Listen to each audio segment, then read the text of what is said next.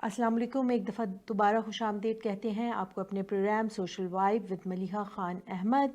हम ये प्रोग्राम कर रहे हैं ऑन कैनेडा वन टीवी। हम बात करने लगे हैं, आज 129वां दिन है, 129 डेज़ हो चुके हैं, 5वां महीना है और 28,000 से ज़ायद लोगों की शहादतें हो चुकी हैं। लेकिन अभी भी ये जेनोसाइड जारी है गाज़ा में। लेकिन आज जो है जो दुनिया परेशान, हैरान परेशान जिस तरफ देख रही है वो है राफ़ा। राफ़ा क्या है? मैं I am going to explain that to you.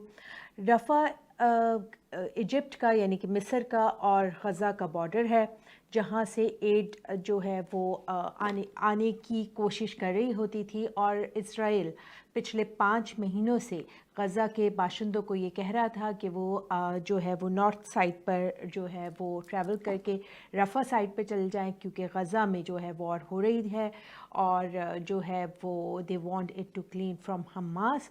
तो उन्होंने जो है सबसे बेहतर जो है जगह बताई रफ़ा में आप जाकर वहाँ पर पनाह ले सकते हैं। That's a most secure area.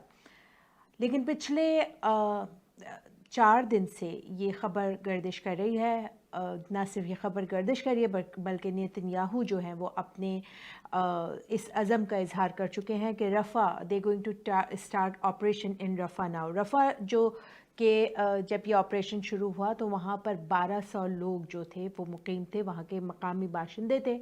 आज रफ़ा जो है इसराइल की इस यकीन दहानी के बाद कि ये एक महफूज मकाम होगा। 1.5 million people are living in Rafah right now. Rafah की इस वक्त ये हालत है कि उसके अंदर बीच में गुज़रने के रास्ते भी नहीं बचे हैं। अगर किसी गाड़ी को वहाँ पर आना होता है या किसी चीज़ की ज़रूरत पड़ जाती है तो वहाँ से कोई गुज़र किसी चीज़ का नहीं हो सकता। मैं यहाँ पे आपको बता दी चलूँ कि UNRWA जो कि यूनाइटेड नेशंस की तंजीम है और वहाँ काम करती है और जो कुछ पिछले 3-4 हफ्तों से ज़ेर अताब है इसराइल के, उन्होंने ये कहा कि इस वक्त इतनी बुरी हालत है रफ़ा की, वहाँ पे खाने पीने के लिए लोगों के पास कुछ नहीं है। एक एक टेंट के अंदर 15-15 लोग जो हैं वो मुकीम है।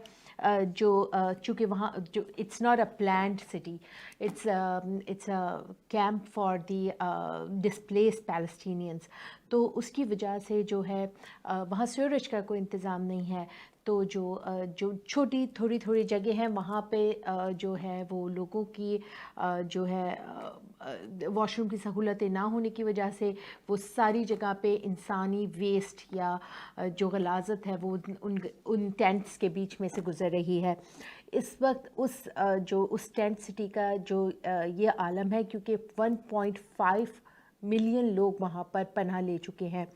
इसराइल ने कल अपना एक ऑपरेशन किया वहाँ पर, जिसमें उसने 2 जो है हॉस्टेजेस को जो हमास के पास थे उनको बाजियाब कराया।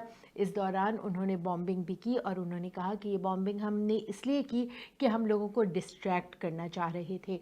मैं आपको बताती चलूँ कि इस डिस्ट्रैक्शन के नतीजे में 167 फ़लस्तीनी जो थे वो अपनी जान से हाथ धो बैठे, क्योंकि रफ़ा जो है इससे पहले एक महफूज मकाम जो है तस्वुर किया जा रहा था। लेकिन इस्राएली प्राइम मिनिस्टर कहते हैं कि रफ़ा में जो है अब हमें ये शक है कि अब वहाँ पर जो है हमास मौजूद है और हम वहाँ पर अपना ऑपरेशन शुरू करेंगे। मैं आपको बताती चलूँ, इसके ऊपर European union, UK, Germany, France, ख़ुद अमेरिका के बहुत शदीद तहफ़्फ़ुज़ात हैं। रफ़ा जो है उसको बार बार जब ये कहा गया तो वहाँ पर एक जो डिस्प्लेस्ड लोग हैं उनकी टेंट्स वहाँ पे लगे हुए हैं, वहाँ पे लोगों ने पनाह ली हुई है। सर्दी का मौसम है, ऑफ कोर्स लोगों के पास इस वक्त नकल मकानी करने के लिए कोई जगह नहीं है। इसके ऊपर जो है जो बाइडेन ने पहले तो ये कहा कि ये ऑपरेशन नहीं होना चाहिए, फिर he came up with this sentence कि अच्छा अगर ये ऑपरेशन हो तो इसराइल के पास इसके लिए कोई प्लान होना चाहिए, which is just a comic situation from Biden. क्योंकि रफ़ा जो है एक तरफ से बंद है, वो मिस्र का जो है बॉर्डर लगता है। मिस्र ने अपने जो बॉर्डर को क्लोज़ किया हुआ है और मिस्र अपने गुस्से का बार बार इजहार कर रहा है, क्योंकि अगर रफ़ा की तरफ से बॉम्बिंग शुरू होती है तो लोग सबसे पहले उस बॉर्डर का रुख करेंगे ان کو وہی ایک سیف اسپیس نظر آئے گی کیونکہ چاروں طرف سے جو ہے اسرائیلی بمبارڈمنٹ ہو رہی ہوگی. اس کے اوپر سیسی جو ایجپٹ کے پریزیڈنٹ ہیں, he is really asking to intervene from western countries کہ آپ جو ہے اسرائیل کو اس انتہائی اقدام سے روکیں. لیکن میں آپ کو یہ بتاتی چلوں کہ جب جو بائیڈن جو کہ امریکن پریزیڈنٹ ہے, انہوں نے یہ بات کہی نیتن یاہو سے کہ مجھے ایک پلان چاہیے, تو نیتن یاہو نے کہا ہاں ہم آپ کو ایک پلان بنا کے دیتے ہیں.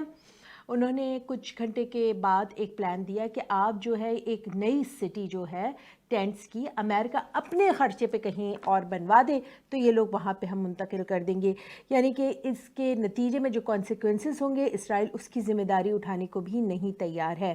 میں آپ کو بتاتی چلوں کیمپ ڈیوڈ ٹریٹی جو کہ کیمپ ڈیوڈ اکارڈز کے نام سے مشہور ہے, جو کہ جمی کارٹر ایک امریکن پریزیڈنٹ گزرے ہیں ان کے دور میں کی گئی, جس کے نتیجے میں جو 5 وارز اسرائیل اور ایجپٹ کی ہوئی تھی وہ پوری طرح سے ختم ہو گئی, اور جو ہے ان کے درمیان یہ ٹریٹی کافی سال سے تھی.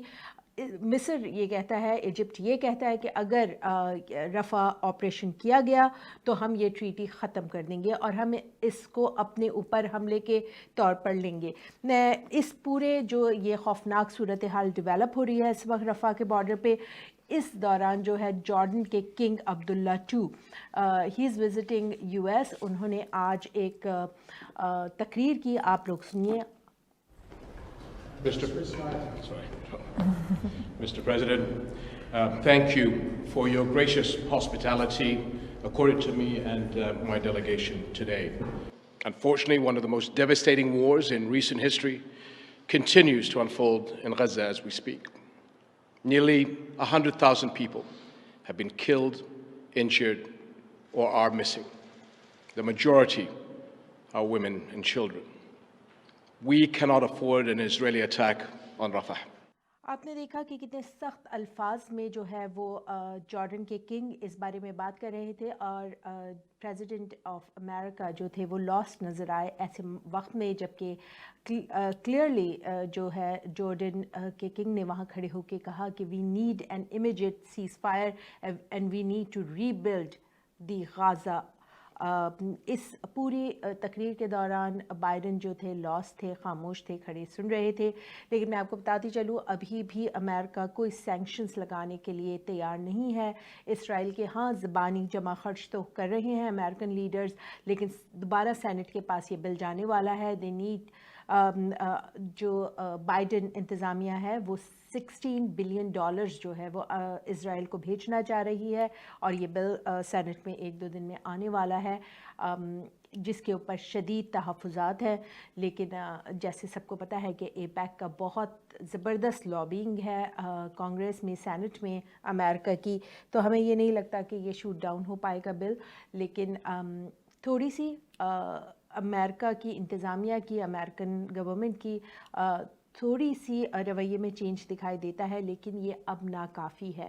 غازہ کو فوراً سیز فائر کی ضرورت ہے, غازہ کو فوراً میڈیکل ایڈ کی ضرورت ہے, غازہ کو ہیومینیٹیرین ایڈ کی ضرورت ہے, اور ایجنسیز کو اور پریس کو, انٹرنیشنل پریس کو وہاں پر آنے کی ضرورت ہے تاکہ دیکھا جا سکے کہ کتنا نقصان ہو چکا ہے اور کتنا ایکچولی جو ہے لوگ سفر کر رہے ہیں.